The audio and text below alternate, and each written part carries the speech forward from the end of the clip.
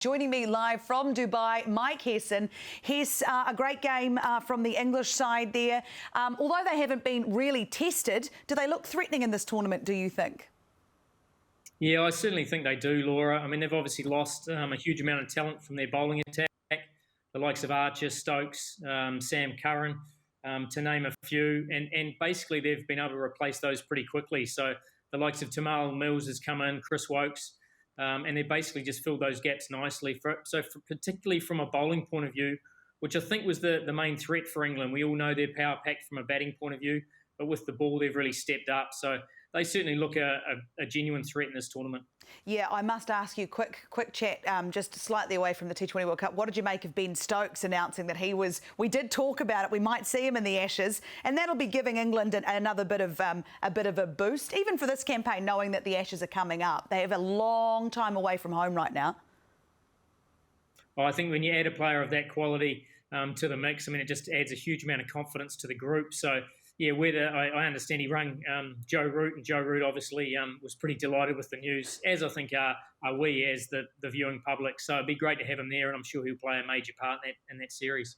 So, as I said before, England take the 2 points, and it was great to see Namibia get their third win and their first in the Super 12. Great for them, great for cricket in Namibia.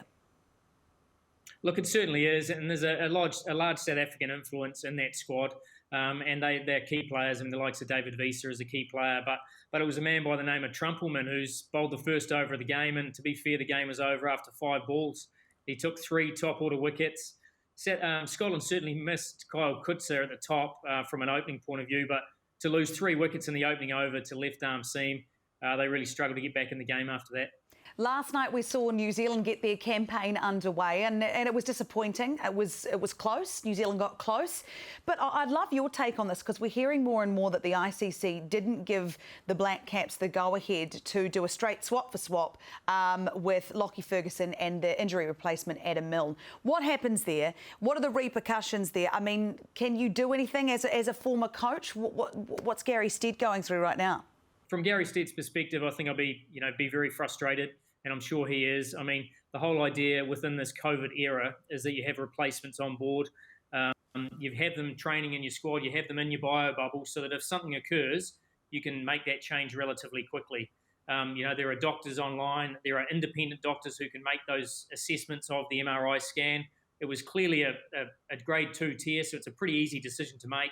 And I would have thought the ICC was more than capable of just receiving that data, getting an independent view, and then making that replacement clear, so that Adam Milne was able to play in that game in Sharjah. So, look, I would be very frustrated if I was Gary Stead, because I think New Zealand cricket have done everything right in terms of having, I guess, Lockie Ferguson is probably one of your most high-risk players. They've got a replacement on standby in Adam Milne, and he's not able to play. So, disappointing.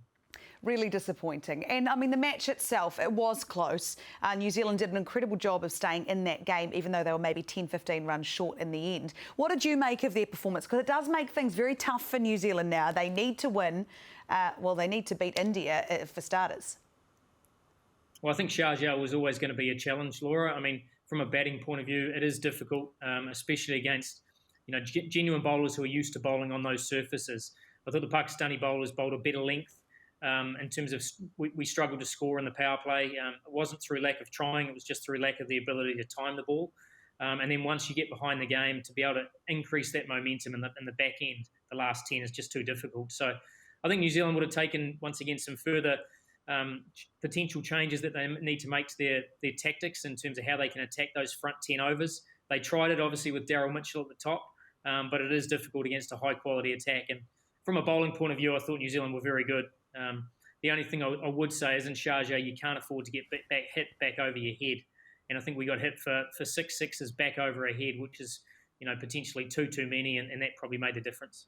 Daryl Mitchell, I thought, did a superb job of opening, given he's played over 100 T20s and has never at any point been an opening batsman, but then had to do the job in his first World Cup match. Let's not forget, this is his first international tournament.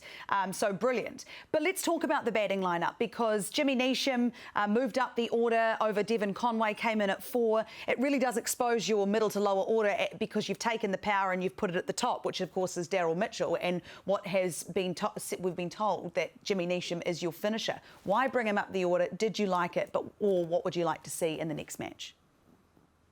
Look, I think it's too difficult to be a finisher in Sharjah. I think that reality of being able to come out the back end and strike the ball cleanly is too difficult. Asif Ali was the only one who did it, and he did that because there was dew on the surface. So it skidded on okay. I think the idea of Neesham coming up to try and get a quick 15 or 20 to get New Zealand ahead of the game, I think is a decent idea. It didn't come off. That's okay.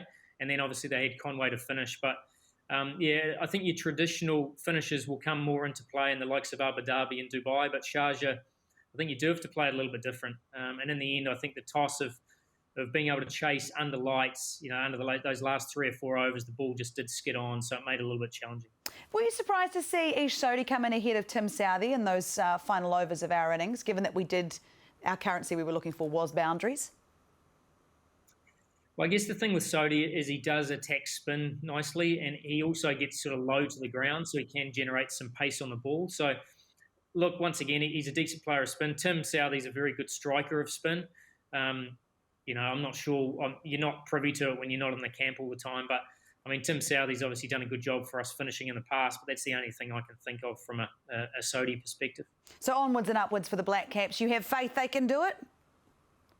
Oh, of course I do, and I think playing India in Dubai suits New Zealand from both with bat and ball, and I think it'll be obviously a must-win game for both sides, so it doesn't get any bigger than that, really. I mean, I think India, you turn here, everything is all about this game is huge for India. India haven't beaten New Zealand in an ICC event since 2003. Long may that continue. Absolutely. And just a quick mention, Pakistan are looking the goods this tournament, right? Look, they are, and to be fair, their bowling attack is probably the best and most varied in the competition. So I was always worried a little bit about their batting side of things, especially through the middle. But look, they were calm under pressure the other night. They were definitely put under pressure by the Blackcaps.